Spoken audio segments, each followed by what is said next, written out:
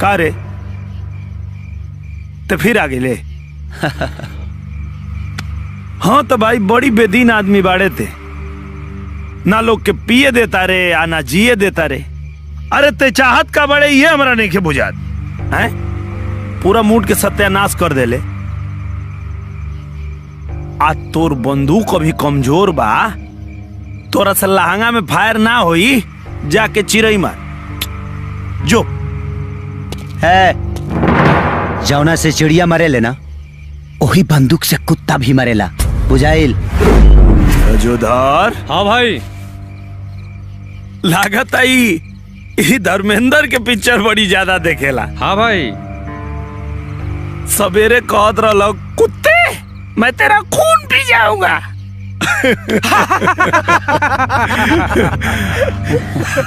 अब कहता कि चिड़ई भी मारेला कुत्ता भी मारेला। हाँ तो अब सनी देओल आ बॉबी देओल के भी कोनो डायलॉग होखे तो वो बोल ला, काहे कि हम तो बतियाई ले कम लतियाई ले ज्यादा। है सुन, आज तोरो पता चल जाई कि हम बोलबे ना करी ले, करके भी दिखाई ले। आओ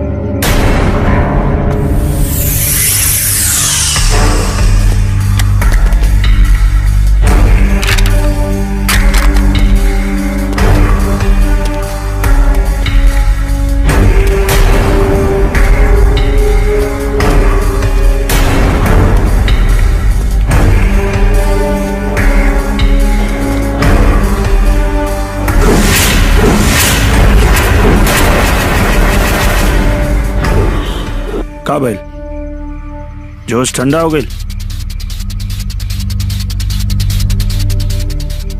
कि पैंट गीला हो गई?